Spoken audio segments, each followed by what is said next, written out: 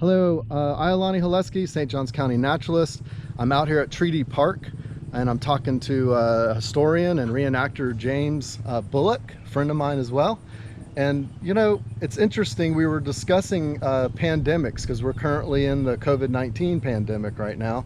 And St. Augustine has a history of pandemics, and there's a long history behind St. Augustine from 1492, probably even before then. James has a lot of information on this subject. What do you like to share with us about our current situation and possibly historic situations that are similar? Hello. It was overwhelming to me, as many people, to conceive of a silent killer. Never having been really good in science, that was terrifying to me, the thought that there's something that we know so little about that could take your life. So knock on wood, if you're listening to this, you have survived, or at least for now.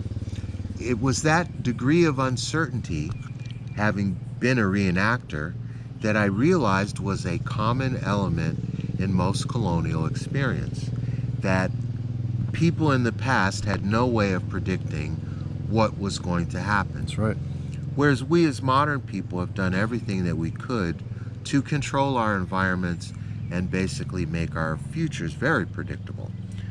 Well, when I looked at the figures closely of the Native Americans here, from the viewpoint of a modern person, what I saw was people from another land came to your country and they brought a disease with them. Right.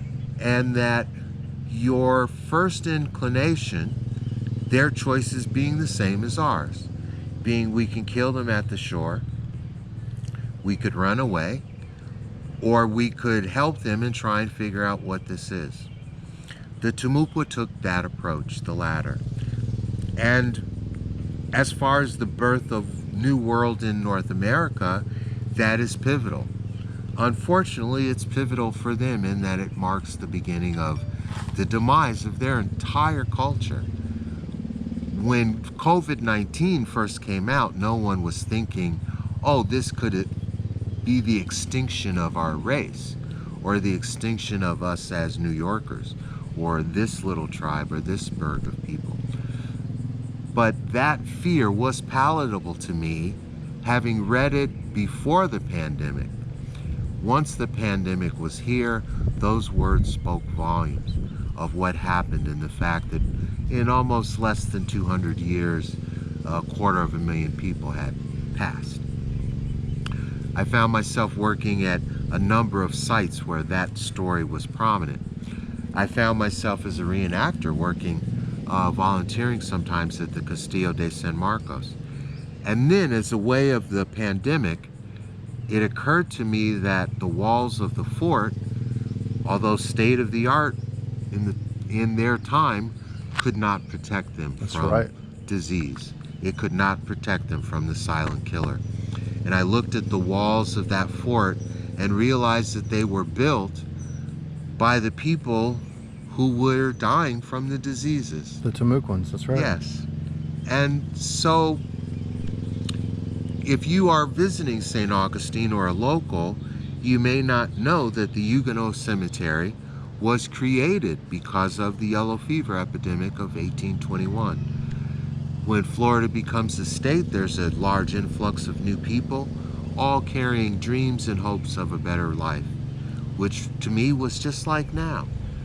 But that it didn't work out like they thought, that a disease named yellow fever would ultimately take a third of the town's population. That's huge. That's huge. So huge that they stopped ringing the church bells every time someone died.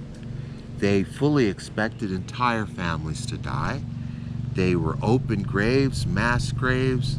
The feeling that it's happening so fast that a third of the people are taking care of the sick and the others are burying the dead. This is what we talked about in modern times of the hospitals being overwhelmed.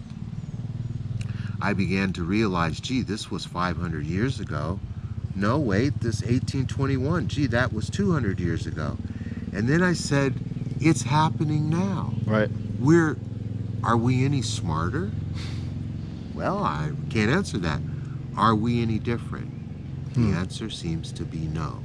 Could we learn something from them? I think yes. I didn't know this, but in 1918, almost 100 years later after the 1821 yellow fever epidemic, there's a black doctor in a predominantly black part of town that's now called Lincolnville, Yep. but at the time was called Little Africa. And this black doctor, Dr. Weaver Roberts, never lost a patient during the pandemic.